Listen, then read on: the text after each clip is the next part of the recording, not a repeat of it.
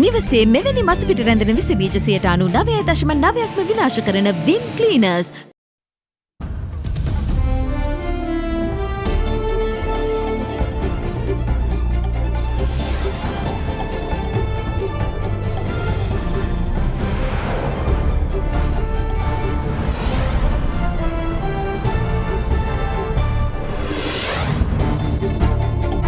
අද 2021 මැයි 26 බදාදා සිරස්තල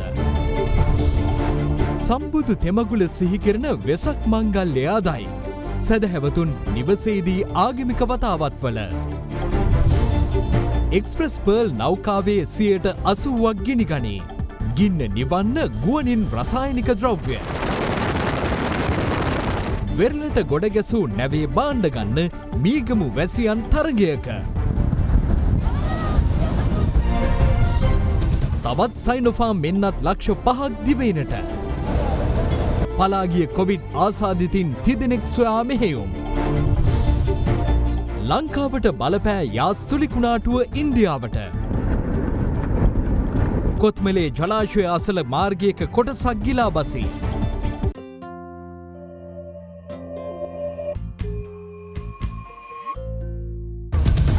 From Ada Derana, this is Ada Derana Prime Time with Vasanti Nanayakara and Shatara Alvis.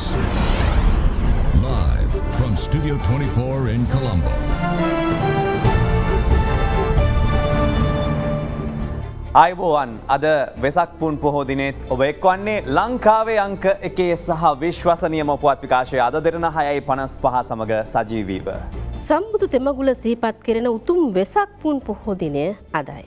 පවතින Covid වාතාවරණය හේතුවෙන් ශ්‍රී ලංකාවාසී බෞද්ධ ජනතාව අද සිය නිවෙස්වලට වී ආගමික වත්පිළිවෙත්වල නිරත වුණා.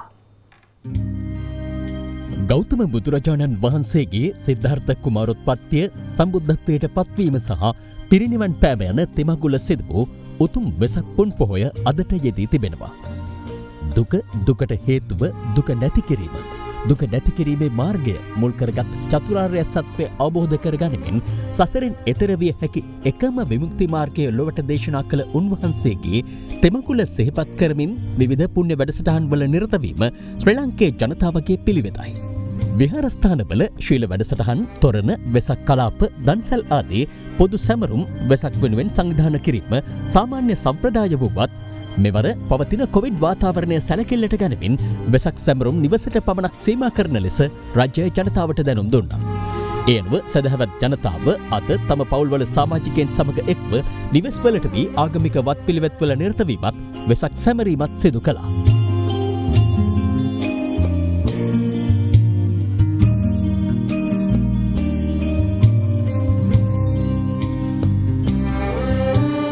අද සිය වෙසක් දින පණිවිඩය නිකුත් කරමින් ජනාධිපති ගෝඨාභය රාජපක්ෂ මහතා ශ්‍රී ලංකාවාසී ජනතාවගෙන් ඉල්ලා සිටියේද උතුම් තෙමගුල සිහි කිරීමට තම නිවෙස්වල රැඳී සිටිමින් ආමිස හා ප්‍රතිපත්ති පූජාවල යෙදෙන ලෙසයි.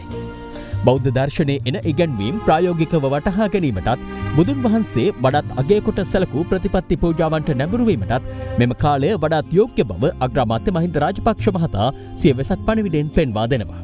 බුදුරජාණන් වහන්සේ දේශනා කොට වදාළ ශ්‍රී සද්ධර්මය නිවැරදිව අවබෝධ කර ගැනීම මෙවන් අභියෝගාත්මක කාලයකට මුහුණදී ධර්මානුකූල ජීවත්වීම සඳහා මනා පිටු බලයක් සපයනවා. මේ අතර දෙරණාභිවන්දනා සුපින්බර වෙසක් සජීවී විකාශය අදත් රැගෙන එනු ලැබුවේ සම්බුදු පහසලත් කැලණි පුදුබිමේ සිටයි. සෞඛ්‍ය මාර්ගෝපදේශවලට අනුකූලව එහි වැඩසටහන් පැවැත්වුණා. අලුයම 5ට සීල සමාදාන වැඩසටහනෙන් වැඩසටහන් මාලාව ඇරඹි අතර ධර්මදේශනා මෙන්ම ධර්ම සාකච්ඡා කිහිපයක්ද ඊට ඇතුළත් වුණා. නොපෙනෙන වසංගතයක් කොයිම මොහොතකදී හෝ ඔබට පහර දීමට පුළුවන්කම තිබෙනවා. මේ වගේ වෙලාවක පිළිසරණ කොතනද තියෙන්නේ? ආරක්ෂාව තියෙන බාහිර ලෝකේ නෙමෙයි. ආරක්ෂාව තියෙන්නේ තමුන්ගේ බුද්ධිය මත, තමුන්ගේ චර්යාව මත. අපගෙන් ඉල්ලා සිටින්නේ මේ වෙලාවේදී ඒ ආත්ම දමනය ඇති කරගන්න කියලා. කාලගුණය කොහොමුණත් රයිනෝ නං වහලට සේෆ් තමයි මුළු ගෙදරම. මේ වසරේ මෙන්ම පසුගිය වසරේදී කොවිඩ් තත්ත්වය නිසාත් 2019 වසරේදී පාස්කු ප්‍රහාරය හේතුවෙන් ඇති වූ වාතාවරණය නිසාත් පිට වසර 3ක්ම ශ්‍රී ලංකාවාසී බෞද්ධ ජනතාවට සුපුරුදු පරිදි වෙසක් සැමරීමේ අවස්ථාව අහිමි වුණා. අද වෙසක් පොදිනේත් සෑම නගරයක්ම සෑම ප්‍රධාන සිද්ධස්ථානයක්ම පාහේ ගෙන තිබුණේ පාළු ස්වභාවයක්. මම රැඳී සිටින්නේ කොළඹ ගංගාරාම විහාරස්ථානය අසලයි. වෙනත් වෙසක් පොහෝ දිනවල මේ මම්මාවත් වෙසක් සැරසිලි සහ සැදැහැවතුන්ගේ පිරි ඉතිරි පවතිනවා. නමුත් අද දවසේදී අපිට දකින්නට ලැබෙන්නේ ඉතාමත්ම පාළු ස්වභාවයක්. වෙනදා වෙසක් පොහෝ දිනේ සැදැහැවතුන්ගෙන් පිරි ඉතිරි පවතින සැරසිලිවලින් අලංකාරවත් වන කොළඹ නගරයේ මම්මාවත් හා නගර සීමා හුදු සැරසිලිවලට පමණක් සීමා වී තිබූ ආකාරයයි මේ.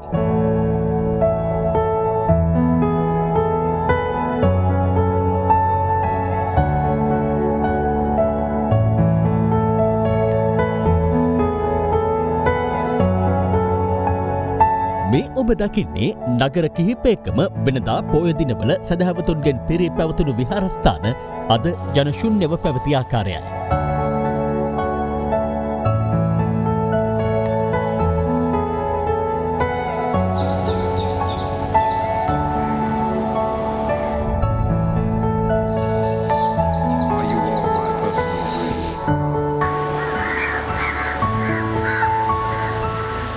අපිට දැන් වෙසක් උත්සව 3ක් පවත්වන්න බැරි වුණා. මේ උත්සවයේ සැරසිලි නැතුව ගියොත් අටවක අමාවක පෝයක් බවට වැටි. ඒ බයමට තියෙන. ඒ නිසා හැකිතා සැරසිලි කරන්න. නමුත් මේ වෙසක් උත්සවය නම් ආරක්ෂා කළ යුතු වෙසක් උත්සවයක්. වෙනදා අගනගරය වර්ණවත් කරන තොරණ සහ පහන් කූඩු නිර්මාණකරුවන්ටද දැන් වසර 3ක සිට සිය සුපුරුදු කටයුත්තෙන් දුරස් වී සිටින්නට සිදුව තිබෙනවා. මේ පාරාතින කොවිඩ් නිසා තොරණ බාගෙට පටන් අර නැවතුවා. සමහර තොරන් ඉදිකරන්නන්ගේ සමිති යළිත් තොරන් ඉදි නොකරන බවට යම් යම් ප්‍රකාශ කරලා තියෙනවා. ඒක ඉතින් සිංහල බෞද්ධයන් වශයෙන් අපිට විශාල ප්‍රශ්නයක් ඒක. මා ගාව සේවකයෝ හිටියා 40ක් විතර. සේවකයන්ට අද රස්සාවල් අහිමි වෙලා තියෙනවා. මමත් හිර වෙලා තියෙනවා. බොහෝ මුදලක් වැය කරමින් වෙසක් සැරසිලි නිර්මාණය කළත් පවතින තත්ත්වය හමුවේ සේ නිර්මාණ අලෙවි කර ගැනීමට නොහැකි වන නිර්මාණකරුවන් අද වන විට දුක්ඛිත ඉරණමකට මුහුණ පා සිටිනවා. කූඩු 700 800ක් වගේ හදලා තියෙනවා අපි. අපිට වියදම් වෙච්ච ප්‍රමාණයටත් වැඩි අඩු මුදලකටවත් විකුණ ගන්න විදිහක් නැහැ. කොරෝනා එකත් එක්ක හරි අමාරුයි. කරන්න විශ්වාසුත් නැහැ. ඒකේ ගිය පාරත් මේ නැහනේ. සෑහෙන කූඩු වල සල්ලි යට කරලා තියෙන්නේ. ඊයේ දවසටම කූඩු 5ක් 6ක් වගේ තමයි අපි වෙනදම් කරේ. වෙනද වසරවල ඒ දවසකට එනකොට කූඩු 50ක් විතර දවසට විකුණනවා. ලෝක වසංගතයක් පවතින වාතාවරණයක එහි දුෂ්කරතාවට මුහුණ පෑමට ලෝවාසී අප සැමට සිදුව තිබෙනවා. බුදුදහමට අනුව අප සියල්ලන් මේ ස්වභාව ධර්මයේ නියමයන්ට යටත්. එම අභියෝග ජයගත හැක්කේ ධාර්මිකව හා නැනවත්ව ඊට මුහුණ දී කටයුතු කිරීමෙන් පමණයි. ඉතින් මේ අභියෝගය එසේ ජයගනිමින් ලබන වසරේදී හෝ සම්බුදු තෙමගුල සුපුරුදු ලෙසින් සැමරීමට හැකිවේවා යන්න අද දෙරණ ප්‍රාර්ථනයයි. කොවිඩ් ව්‍යාප්තිය පාලනය සඳහා රජය දිවයින පුරා අඛණ්ඩව පැන වූ සංචරණ සීමා ඊ රාත්‍රී 11 සිට දැඩි කරනු ලැබුවා. ඒ අනුව සංචරණ සීමා කඩ කරන්නන්ට එරෙහිව නීතිය දැඩිව ක්‍රියාත්මක කෙරෙනවා. මේ අතර ඊයේ රජයේ අවවාද සමච්චලයට ලක් කරමින් නිරෝධායන නීති කඩ කළ සමාජ මාධ්‍ය ඔස්සේ හුවමාරු වූ වීඩියෝවේ සිටි පුද්ගලයා අලුත්ගම පොලිසිය විසින් ඊයේ රාත්‍රියේම අත්අඩංගුවට ගැනුණා.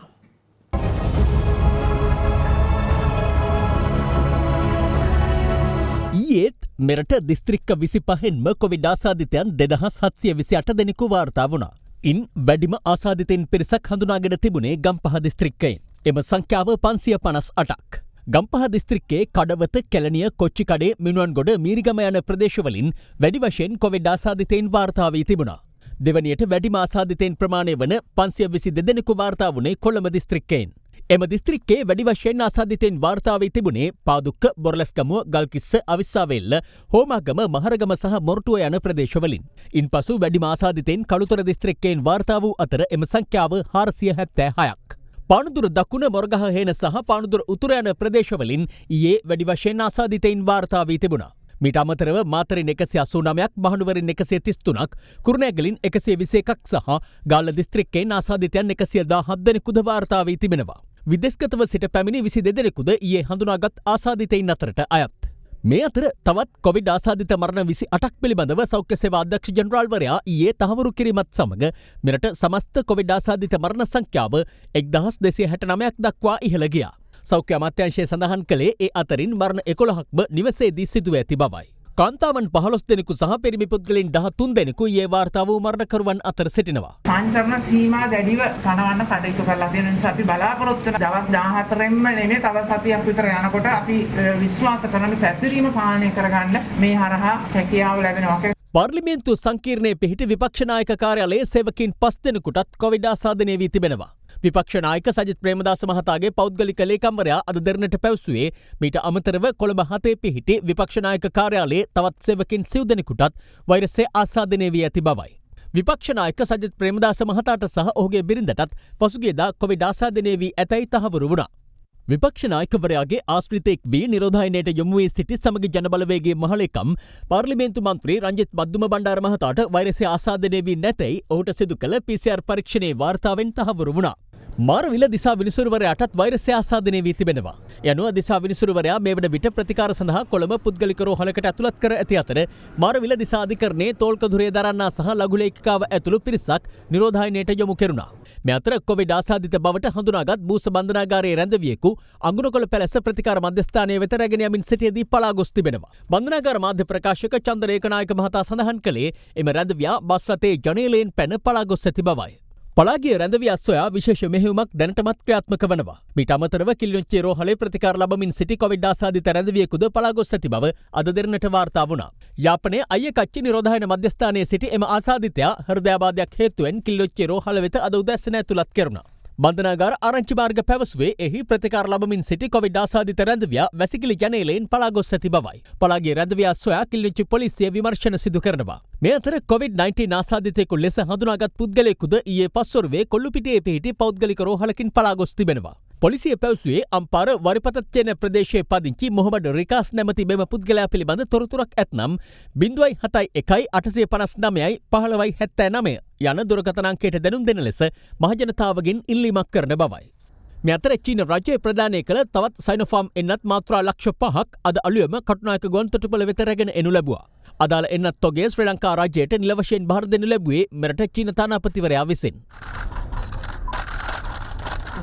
අතිගරු ජනාධිපතිතුමාගේ විශේෂ ඉල්ලීමක් මත චීන රජය විසින් පරිත්‍යාගයක් ලෙස ලබා දුන් සයිනෝෆාම් මෙන්නත් මාත්‍රා ලක්ෂ 5ක් අපේ රටට ලැබුණා. ඒ වගේම චීන තානාපතිතුමා අද තවත් දැනුම් දීමක් සිදු කරනු ලැබුවා. අප මිලදී ගැනීම සිදු කරනු ලබන සයිනෝෆාම් මෙන්නත් මාත්‍රා මිලියන 2ක් ඉදිරි මාසක කාලය ඇතුළත ශ්‍රී ලංකාවට ලබා දීමට කටයුතු කරනවා කියන කාරණේ තුමා ප්‍රකාශ කරා. ඊට අමතරව අපේ රටට අවශ්‍ය වෙන වෛද්‍ය උපකරණ තොගයක් චීන රජය නුදුරේ දෙම ශ්‍රී ලංකාවට ලබා දීම සඳහා කටයුතු යොදන බවත් පවසනු ලැබුවා. ඒ වගේම චීන තානාපතිතුමා විශේෂ වශයෙන් ප්‍රකාශ කරා චීනයේ මේ වෙනකොට නිෂ්පාදනය කරන සයිනෝවැක් කියන එන්නත ශ්‍රී ලංකාව තුල නිෂ්පාදනය කිරීම සඳහා චීන රජයේ සම්පූර්ණ අනුග්‍රහය ආශිර්වාදය ලැබෙන බව එතුමා ප්‍රකාශයට පත් කරනු ලැබුවාද. අප බලාපොරොත්තු වෙනවා සයිනෝවැක් එන්නත අවුල් නිෂ්පාදනයක් හැටියට අපේ රට තුල නිෂ්පාදනය කරන්න. අනතුරුව එම එන්නත් තොගය කොළඹ පිහිටි මධ්‍යම එන්නත් ගබඩාව වෙත අලුයම 3.15ට පමණ රැගෙන එනු ලැබුවේ ශීතකරණ පහසුකම් සහිත ලොරි රථ 8කින්. ජනාධිපති ගෝඨාභය රාජපක්ෂ මහතා අදාළ අංශවලට උපදෙස් දී ඇත්තේ මෙම එන්නත් තොගය අද සිට එන්නත්කරණයට යෙදවීමට පියවර ගන්නා ලෙසයි. ඒ අනුව කුරුණෑගල බෞද්ධාලෝක විහාරස්ථානයේදී ඒ අවට පදිංචි ජනතාව වෙත මෙම එන්නත් ලබා දීම අද සිදු කෙරුණා. මේ අතර වෛද්‍යවරුන්ගේ පවුල්වල සමාජිකයින්ට කොවිඩ් එන්නත ලබා දීම පිළිබඳ පසුගිය දිනවල විවේචන එල්ල වුණා. එවැනි පසුබිමක අදත් වෛද්‍ය පවුල්වල සමාජිකයින්ට කොවිඩ් එන්නත් ලබා දීම කොළඹ අක්ෂිරෝහලේදී සිදු කෙරුණා. වෛද්‍යවරුන්ගේ පවුල්වලද? වෛද්‍යවරු උපදෙස් දීලා නැද්ද මීටරේ දුර තියාගෙන පවුල්වල අයට? මීටරේ දුර තමයි දැන් ලන්නේ. නඩුව ගානේ මීටරේ මේක අත දිගාරින්න පෙට්‍රල් තමන්ගේ දුර පේනවනේ. සංගමේ ඥාතීන්ට නෙමෙයි මෙතන අපි වැක්සින් එක දෙන්නේ සෞඛ්‍ය සේවකයන්ට. ඒක කාර්ය මණ්ඩලයට, සෞඛ්‍ය කාර්ය මණ්ඩලයට සහ වෛද්‍යවරුන්ට. ඒ ඇරෙන්න අපි වෙනක් කිසිම බාහිර පුද්ගලයන්ට දෙන්නේ නැහැ. මේ අතර අද එන්නත් ලබා ගැනීමේ අරමුණින් එම ස්ථානයට පැමිණි සෞඛ්‍ය සේවකයින්ට එන්නත් ලබා ගැනීමට නොහැකි වුණා.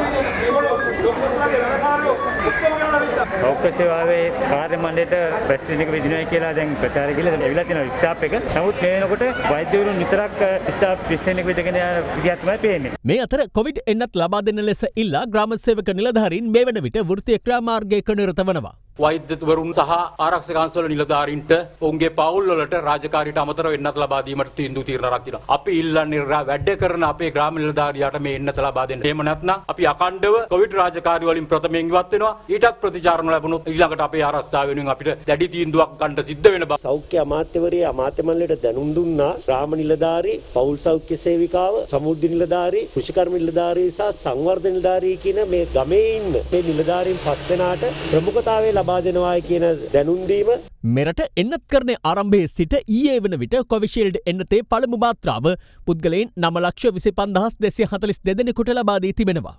සයිනෝෆාම් එන්නතේ පළමු මාත්‍රාව ලබාගත් පිරිස 5,17,824ක්. ස්පුට්නික් V එන්නත 14,984 දෙනෙකුට ලබා දී තිබුණා. එමෙන්ම කොවිෂීල්ඩ් එන්නතේ දෙවන මාත්‍රාව ලබා දී ඇති සංඛ්‍යාව 3,38,493ක්. සයිනෝෆාම් දෙවන මාත්‍රාව 2,435 දෙනෙකුට මේ වන විට ලබා දී තිබෙනවා. මේ වන විට කොවිඩ් එන්නත එක් මාත්‍රාවක් හෝ ලබාගත් සමස්ත පුද්ගලයන් ගණන 14,58,050ක්. ශ්‍රී ලංකාවට පැමිණෙන සංචාරකයන් සඳහා පනවා තිබූ තහනම ජුනි 1 වෙනිදා සිට තාවකාලිකව ඉවත් කිරීමට සිවිල් ගුවන් සේවා අධිකාරිය තීරණය කර තිබෙනවා. නිවේදනයක් නිකුත් කරන එම අධිකාරිය පෙන්වා දෙන්නේ පසුගිය දින 14ක කාලය තුළ ඉන්දියාවේ සංචාරය කර ඇති පුද්ගලයින්ට අදාළ තහනම අඛණ්ඩව පවතින බවයි. දිවයිනට පැමිණෙන සියලුම සංචාරකයන් අනිවාර්යයෙන්ම දින 14ක කාලයක් සෞඛ්‍ය මාර්ගෝපදේශවලට අනුව නිරෝධායනය වීම සිදු කළ යුතු වනවා. අද තවත් ආසාදිතයන් 1581 දෙනෙකු වාර්තා වූ බව යුද හමුදාපති ජෙනරාල් ශවේන්ද්‍ර සිල්වා මහතා ප්‍රකාශ කළා. ඒ අනුව සමස්ත කොවිඩ් ආසාදිතයන් ගණන 1,71,481ක්.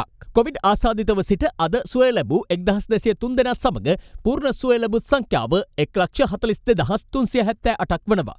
තවදුරටත් රෝහල්ගතව ප්‍රතිකාර ලබන ආසාදිතයන් ගණන 27,834ක්.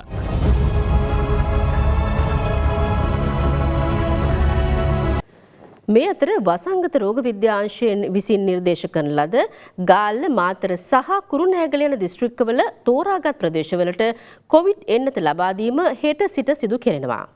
ජනාධිපතිතුමාගේ උපදෙස් පරිදි එම තීරණය ගත් බවයි යුද හමුදාපති ජෙනරල් ශවේන්ද්‍ර සිල්වා මහතා පැවසුවේ. එමෙන්ම ඊයේ රජයේ අවවාද සමච්චලයට ලක් කරමින් නිරෝධායන නීති කඩ කළ සමාජ මාධ්‍ය ඔස්සේ හුවමාරු වූ වීඩියෝවේ සිටි පුද්ගලයා අලුත්ගම පොලිසිය විසින් ඊයේ රාත්‍රියේදී අත්අඩංගුවට ගැනුණා. කොවිඩ් ව්‍යාප්තිය පාලනය සඳහා මැයි 21 වනදා පැන වූ අඛණ්ඩ සංචරණ සීමා එළඹෙන ජුනි 7 වනදා දක්වා ක්‍රියාත්මකයි. එම සංචරණ සීමා අත්‍යවශ්‍ය ද්‍රව්‍ය මිලදී ගැනීම සඳහා ඊයේ අලුයම 4ට ලිහිල් කර නැවතත් රාත්‍රී 11 සිට පනවනු ලැබුවා. ඒ අනුව සංචරණ සීමා දැඩි කිරීම හේතුවෙන් දිවෙන පුරා අද උදෑසන වන විට දිස් වූයේ දැඩි පාළු ස්වභාවයක්.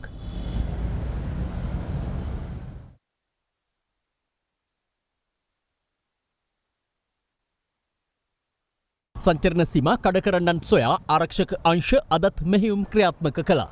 එමෙන්ම අත්‍යවශ්‍ය සේවා සඳහා ධාවනය කරන රථද පොලිස් මාර්ගබාධකවලදී අද දැඩි සෝදිසියකට ලක් කෙරුණා.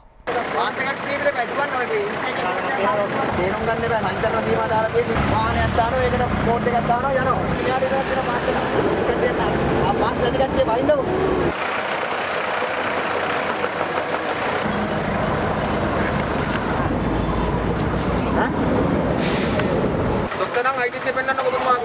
ඔයාලට ගහන්න යන්න බෑනේ. ඔයා ඒතකොට ඔයා වෛද්‍යවරයෙක් නෙවෙයිනේ. යන්න බෑ. ඔයා අතුරට දාන්න කරුණාකරලා වාහනේ. සෞඛ්‍ය සේවාවන්ට අදාළ බව හඟවමින් වෛද්‍යවරුන්ගේ වාහන බව හඟවමින් කොළඹ නගරයට ඇතුල් වීමට පැමුණු බොහෝ වාහන අද දවසේ හරවා යවා තිනවා. ඒ අනුව හෙට සිටත් ඒවා සම්බන්ධයෙන් දැඩිව නීති ක්‍රියාත්මක කරන්න කටයුතු කරනවා. සංචරණ සීමා කඩ කරන්නන් හඳුනා ගැනීම සඳහා ඩ්‍රෝන යානාද යොදා ගැනුණා. කොහොමද අසදාන ඉන්න බාරන ඔය කයියලා ඉන්න ඉස්සරහට වෙලා. මේ අතර ආහාර සහ ඖෂධ වැනි අත්‍යවශ්‍ය භාණ්ඩ මිලදී ගැනීමට ඊයේ සංචරණ සීමා ලිහිල් කෙරුණු කාලය තුල නිරෝධායන නීති උල්ලංඝනය කළ පුද්ගලයින් 686 දෙනෙකු අත්අඩංගුවට ගෙන තිබෙනවා. ඊයේ දිනේදී මහජනතාවගේ හැසිරීම ඉතාමත්ම කනගාටුදායකයි. ඒ නිසා රට විවෘත නොකර මහජනතාවට භාණ්ඩ ලබා ගැනීමට හැකි ක්‍රමවේදයක් සකස් කරන්න පුළුවන් නම් ඒක ඉතාමත්ම උචිතයි කියලා පේන්න තියෙනවා. කොවිඩ් ව්‍යාප්තිය පාලනයට අඛණ්ඩ සංචරණ සීමා පනවන බැවින් අත්‍යවශ්‍ය ද්‍රව්‍ය රැස් කර ගැනීම සඳහා ලබා දී තිබූ සහන කාලයේ රථ වාහන වලින් නගරවල වෙළඳ සැල් වෙත නොයන ලෙස රජය දැනුම් දී තිබුණා. එම කාලය තුළ ජනතා ඒකරාශීවීම් පාලනය තුළින් කොවිඩ් ව්‍යාප්තිය පාලනය සඳහායි. එහෙත් ජනතාවගේ සුභසිද්ධිය වෙනුවෙන් රජයගත් එම තීරණය ඇතැම් පාර්ශව සිය සමාජ මාධ්‍ය ගිණුම් ඔස්සේ සමච්චලයට ලක් කර තිබුණා.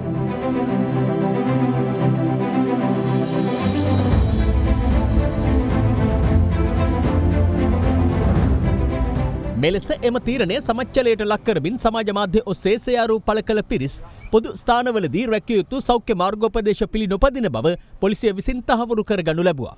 ඒ අනුව ඔවුන්ට එරෙහිව නීතිය ක්‍රියාත්මක කිරීමට පියවර ගැනුණා. මෙම සයාරුවේ සිටින පුද්ගලයා ඊයේ රාත්‍රියේම අත්අඩංගුවට ගැනුණේ එම සෝදිසියේ ප්‍රතිඵලයක් ලෙසයි. ඒ කොවිඩ් මාර්ගෝපදේශ කඩ කරමින් නිරෝධායන නීති කඩ කිරීමේ චෝදනාව යටතේ.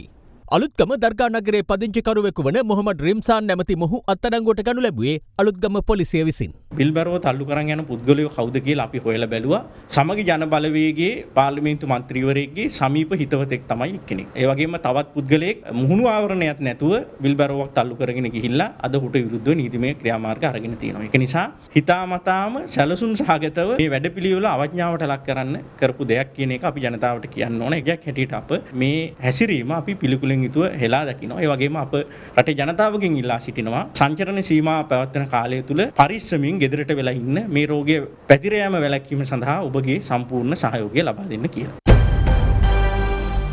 කොළඹ වරායට නොදුරින් වූ මුහුදේ පිපිරීමට ලක් වූ MV එක්ස්ප්‍රස් පර්ල් නෞකාව සහ එහි බහලුම් 80%ක් පමණ මේ වන විට ගිනි ගැනීමෙන් විනාශ වී තිබෙනවා. නෞකාවේ බහලුම් වලින් මුහුදට එක් වූ කොටස් උස් වැටකෙයාව සහ මීගමු අතර වෙරළට ගොඩ ගැසී තිබෙන අතර ඒවායේ ඇතැම් කොටස් පුද්ගලයින් විසින් අද රැගෙන යනු ලැබුවා. මේ තිබෙන්නේ එක්ස්ප්‍රස් පර්ල් නෞකාව. මෙම නෞකාව ඉන්දියාවේ සිට බහලුම් සහ රසායන ද්‍රව්‍ය රැගෙන ශ්‍රී ලංකා වරායට සේන්දුවෙමින් තිබෙන අතරතුරදී ශ්‍රී ලංකා වරායට නාවික සැතපුම් 9.5ක් වූ මුහුදු තීරයේදී ගිනි ගැනීමකට ලක්. මේ ගිනි ගැනීම හේතුවෙන් නැවෙහි කිසියම් පිපිරීමක් සිදු වුණා. ඒ පිපිරීමත් සමග නැවෙහි ගබඩා කර තිබූ බහලුම් කිහිපයකුත් මුහුදට ඇද වැටුණා. කොහොම වුණත් මේ වන විට මෙම නැව මුළු මුනින්ම ගින්නට හසුව අවසන්. මේ හේතුවෙන් නැවෙහි ගබඩා කර තිබුණු බහලුම් වලින් 70%ක් 80ක් පමණ ගිනිගෙන විනාශ වී තිබේ. දැන් සිදුව තිබෙන වඩා වැදගත්ම කොටස වන්නේ මෙම නැවෙහි තිබුණු රසායනික ද්‍රව්‍ය සහ ඉන්ධන මුහුදු ජලයට එක්වීම නැවැත්වීම. මේ නිසා ඊට අදාළ වගකිව යුතු බලධාරීන් සියලුම දෙනා මේ වන විට සැලසුම් සකස් කර තිබෙනවා. කොළඹ වරායේ සිට නාවික සැතපුම් 50ක් පමණ දුරින් වූ ගැඹුරු මුහුදු ප්‍රදේශයට මෙම නැව රැගෙන යන්න. කොහොම වුණත් මේ වන විට යා සුලිකුණාටුව හේතුවෙන් මුහුද ප්‍රචණ්ඩ වී මේ සියලු සැලසුම් වලට බලපෑම් එල්ල කර තිබෙනවා.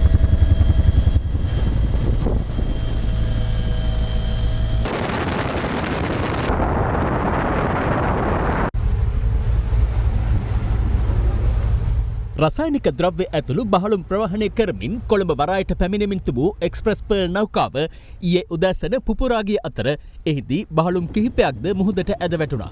දිගින් මීටර 186ක් සහ පළලින් මීටර 34ක් වන මෙම නෞකාවේ ගින්න තීව්‍ර වෙමින් මෙවන විට සම්පූර්ණ නැව පුරා පැතිරී ගොස් අවසන්.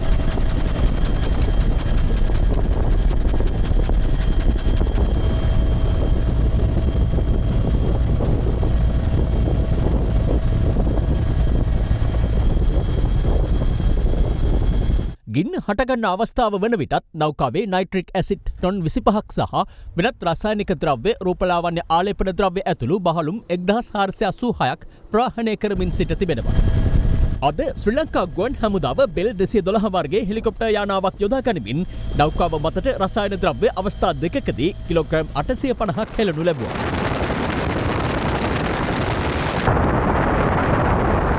ඒ ගින්න පාලනය සඳහා ඉන්දිය වෙරළාරක්ෂක බලකායේ නෞකා 3ක්ද යොදවා ඇති පසුබිමකයි.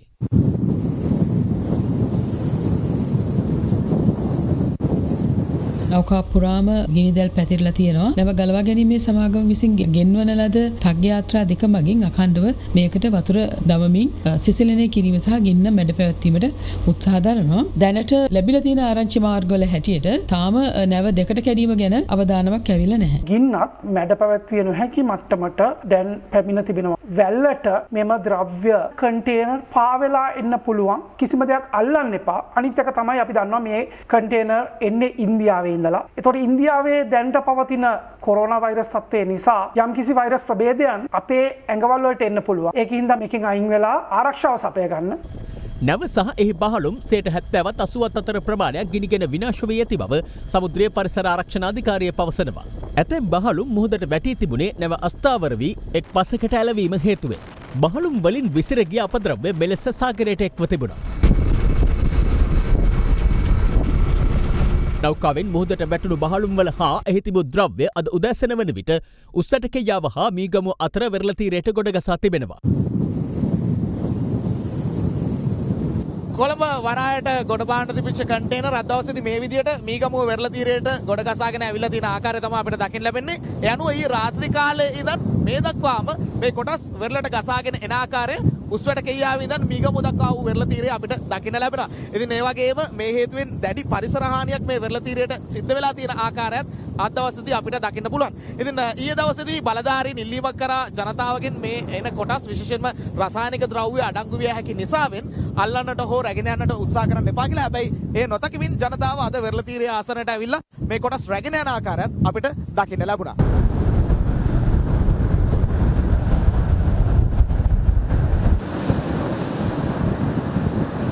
ඊයේ කිව්වා නේද මේ එන බඩු එහෙම ගන්න එපා අත ගන්න එපා කියලා. ගන්නෑ මේ අපි මේ ගොඩ දෙලා සපෝට් එකක් දෙනවා මෙරට අහගෙන දේවල් ගොඩ දානවා කියලා කරන්නේ.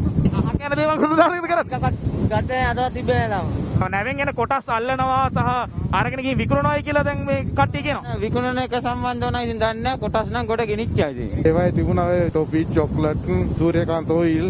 මේ වෙරළ තීරයේ ඇවිදගෙන යද්දි දැකපු තවත් සුවිශේෂී කාරණයක් තමයි කුඩා ප්ලාස්ටික් කැබලි මේ වගේ මේ වෙරළ තීරයේ පුරාවටම ගොඩගසලා තියෙන ආකාරය විශාල පරිසර විනාශයක් සිදු කරමින් ඉතින් ප්ලාස්ටික් කැබලි වලින් සමන්විත කිලෝ 25 කොට්ට මේ විදිහට මේ වෙනකොටත් වෙරළට ගොඩගසමින් පැමිණෙන ආකාරය අපිට දකින්න ලැබෙනවා. ඉතින් මේ කොට්ට අරගන්න බොහොමයක් මේ මීගමුව ප්‍රදේශවාසීන් වෙරළ ආසන්නයට ඇවිල්ලා ඉන්න ආකාරයත් අපිට දකින්න ලැබෙනවා. විශේෂයෙන්ම සංචලන සීමා පවා නොතකමින් මේ ආකාරයට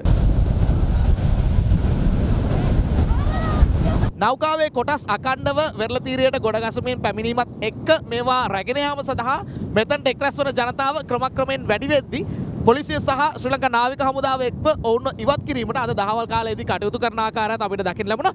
ඉතින් ඒ අනුව මේ මොහොත වෙද්දී මේ වෙරළ තීරයේ පුරාවටම නාවික හමුදාවේ බටයින් යොදවමින් ආරක්ෂාව තහවුරු කරලා තියෙන ආකාරය තමයි අපිට මේ විදියට දකින්න ලැබෙන්නේ. මේ අතර නෞකාව අවට මුහුදේ තෙල් පැතිරයාමක් සිදුවහොත් පවතින කාලගුණ තත්වයට මුහුණ දෙමින් එය අවම කර ගැනීමට වැඩි අවධානයක් යොමු කරන ලෙස ජනාධිපති ගෝඨාභය රාජපක්ෂ මහතා අද උපදෙස් ලබා දුන්නා. ජනාධිපතිවරයාගේ උපදෙස් මත සමුද්‍රීය පරිසර ආරක්ෂණ අධිකාරිය මෙවන විටත් එම මුහුදු තීරය අවට ජල සම්පල පරීක්ෂණයට ලක් කරමින් පරිසර හානිය අවම කර ගැනීමේ කටයුතු ආරම්භ කර තිබෙනවා. පානදුර සිට මීගමුව හලාවත දක්වා මුහුදු තීරේ ජනතාවගෙන් අපි ඉල්ලා සිටින මේ නැවෙන් පිටතට එන රසායනික ද්‍රව්‍ය ගොඩබිමට ඒමේ අවධානමක් තිබෙනවා. ඒවා පිළිබඳව ඉතාමත් විමසිලිමත්ව කටයුතු කරන්න. මුහුදේ තෙල් ඉවත් කිරීමටත් වෙරළ තීරේ ඇතිවෙන විෂ ද්‍රව්‍ය ඉවත් කිරීමටත් අවශ්‍ය පියවර රජයක් විදියට මේ වෙනට ගන්න තීන්දුව කරලා තිබෙනවා. මේ අතර මෙරට ඉන්දිය මහ කොමසාරිස් කාර්යාලය ශ්‍රී ලංකාවේ සිටින ඉන්දිය ජාතිකයින්ට කොළඹ සිට මීගමුව දක්වා වන වෙරළ තීරයට ළඟා නොවන ලෙස නිවේදනය කර තිබෙනවා. මේ අතර පිපිරීමෙන් තුවාල ලැබ කොළඹ ජාතික රෝහලට ඇතුළත් කළ ඉන්දිය නාවිකයින් දෙදෙනාගෙන් එක් අයෙකුට කොවිඩ් වෛරසය ආසාදනය වී තිබෙනවා. දිවෙනට තද වැසි සහ තද සුළං ඇති කරමින් නීසානදිග බෙන්ගාල බොක්කාශ්‍රිත ප්‍රදේශයේ පැවති යා සුළි කුණාටුව අද පෙරවරු 9ට ඉන්දියාවේ ගොඩබිම් ප්‍රදේශයට ඇතුල් වුණා.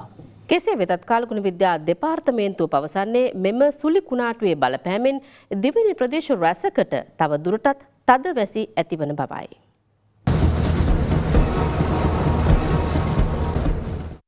යාස් සුලිකුණාටුවේ බලපෑමෙන් ප්‍රදේශ රැසකට තද වැසි සහ තද සුළං ඇති වූ පසුබිමක ගත වූ පැය 24 තුළ වැඩිම වර්ෂාපතනය වාර්තා වුණේ ලක්ෂපාන ප්‍රදේශයෙන්. එම අගය මිලිමීටර 73.2ක්. වර්ෂාවත් සමග කොත්මලේ ජලාශයේ වේල්ලේ පිවිසුම් මාර්ගයේ අඩි 6ක පමණ කොටසක් අද අලුයම 5ට පමණ ගිලා බැස තිබුණා. ඇති වී තිබෙන තත්ත්වය පරීක්ෂා කිරීමට පේරාදෙණිය විශ්වවිද්‍යාලයේ විද්‍යාඥයින් කිහිප දෙනෙකු මෙම ස්ථානයට පැමිණීමට නියමිතයි. එමෙන්ම මධ්‍යම කඳුකරයට ඇදහැලෙන තද වැසි හා තද සුළං හේතුවෙන් හැටන් නුවරඑළිය මාර්ගයට සහ අතුරු මාර්ගවලට ස්ථාන කිහිපයකින් ගස් සහ පස් කඳු කඩා වැටී තිබුණා. තද වැසි සමග ජල මට්ටම ඉහළ යාම හේතුවෙන් පොල්ගොල්ල ජලාශය වන්දොරටු 4ක්ද අද විවෘත කෙරුණා. දමුල්ල ගලේවෙල හරහා හමාගේ තද සුළඟකින් ඉබ්බන්කටුව ගංගාරාම විහාරස්ථානයේ බෝධියේ අත්තක් කඩා වැටීමෙන් බුදුමැදුරට හා දේව මන්දිරයට හානි සිදු වුණා. තද සුළං සමග විශාල සේමලා ගසක් කඩා වැටීමෙන් ඇල්ල වැල්ලවාය මාර්ගය වැල්ලවාය දෙකේ කණුව ප්‍රදේශයෙන් සම්පූර්ණයෙන් අවහිර වූ අතර තිරෝධ රථයක්ද ගසට යට වී තිබුණා. අද දහවල් හමාගේ තද සුළඟකින් ඉංගිරිය බොර්ලුගොඩ කැකුලලිය මාර්ගයේ අසල පිහිටි රූස්ස ගසක් අධිබලති විදුලි රැහන් පද්ධතියක් මතට කඩා වැටීමෙන් ප්‍රදේශයේ විදුලිය ඇන හිටියා. එමෙන්ම අද දහවල් ගසක් කඩා වැටීමෙන් බුලත් සිංහල හල්වතුර වතුයායේ නිවසක් සම්පූර්ණයෙන්ම විනාශ වුණා. අඩුතුරින් කිසිවකටත් හානි සිදුව නැහැ. මේ අතර කුකුලේගඟ කුඩා ඔය සහ කළුගඟේ ජල මට්ටම ඉහළ යෑමෙන් කළුතර දිස්ත්‍රික්කයේ බුලත් සිංහල ඇතුළු ප්‍රදේශ කිහිපයක පහත් බිම් තවදුරටත් ජලයෙන් යටව පවතිනවා. වවුනියාව ඕලුමඩු ප්‍රදේශයේ පැපොල් වගාවක ගස් 600ක් පමණ තද සුළඟකින් විනාශ වී තිබුණා. යාසුලිකුණාටුවේ බලපෑමෙන් මණ්ඩාරම යාපනය පෙදුරුතුඩු ඇතුළු දිවයින වටා වෙරළ සීමාවන් රැසක් අදත් රළු ස්වභාවයක් ගෙන තිබුණා. යස් සුලිකුණාටුව දිවයිනෙන් බැහැරව ඉන්දියාවට ඇතුළු වුවත් එහි වක්‍ර බලපෑම තවදුරටත් මෙරටට පවතින බව කාලගුණ විද්‍යා දෙපාර්තමේන්තුව පවසනවා. මෙම තත්ත්වයේ ඉදිරි දින කිහිපය තුළ ක්‍රමක්‍රමයෙන් අඩුවෙන ලකුණු අපිට දැනට විශ්ලේෂණවල පෙන්වුම් කරනවා. ක්‍රමෙන් තද වැසි හා තද සුළං පහව ගියද ඉදිරි දින කිහිපයේද ජනතාව විමසිලිමත්ව සිටිය යුතු බව ආපදා කළමනාකරණ මධ්‍යස්ථානයේ ජනතාවගෙන් ඉල්ලා සිටිනවා. යාස් සුලිකුණාටුව අද පෙරවරු 9ට ඉන්දිය ගොඩබිමට ඇතුළු වූ අතර ඔඩිස්සා සහ බටහිර බෙන්ගාලයේ මිලියනයක පමණ පිරිසක් ඉන් ඉවත් කිරීමට බලධාරීන් පියවරගෙන තිබෙනවා. නව නීතිපතිවරයා ලෙස ජනාධිපති නීතිඥ සංජය රාජරත්න මහතා ජනාධිපති ගෝඨාභය රාජපක්ෂ මහතා ඉදිරියේ අද දියුරුම් දුන්නා. රාජරත්න මහතා මෙරට 48 වෙනි නීතිපතිවරයායි. මනුසත් දෙරණ ඩයලොග් ආයතනය සමගින් එක්ව ආරම්භ කළ අත්‍යවශ්‍ය ආහාර ද්‍රව්‍ය බෙදා දීමේ වැඩසටහනේ 9 වෙනි දිනටත් අදටත් ක්‍රියාත්මක කෙරුණා. මනුසත් දෙරණ සහ ඩයලොග් එක්ව රජයේ රෝහල් වෙත අවශ්‍ය උපකරණ බෙදාදීමේ ක්‍රියාන්විතය ආරම්භ කළේ ඉකුත් 18 වෙනිදායි. එයටතේ ශ්‍රී ජයවර්ධනපුර ශික්ෂණ රෝහලට අවශ්‍ය උපකරණ ලබා දීම සිදු වුණේ මෙලෙස. මේ සත්කාරය ශ්‍රී ජයවර්ධනපුර රෝහල විදිහට ඉතාම අගය කරනවා. මේ අතර COVID-19 ව්‍යාප්තිය පාලනය සඳහා පනවා ඇති සංචරණ සීමා හේතුවෙන් දෛනික ජීවිතය අඩාල වූ අපේම ජනතාව සොයා යමින් ඔවුන්ට අත්‍යවශ්‍ය ආහාර ද්‍රව්‍ය බෙදාදීමේ වැඩපිළිවෙලද අදත් ක්‍රියාත්මක කෙරුණා. මනුසත් දෙරණ සහ ඩයලොග් එක්ව මෙම සමාජ සත්කාරය ඉදිරියේදීත් අඛණ්ඩව ක්‍රියාත්මක කිරීමට නියමිතයි. එයත් සමග අපගේ ප්‍රධාන පුවත් ප්‍රකාශය නිමාවට පත් වෙනවා. සුබ රාත්‍රියක්.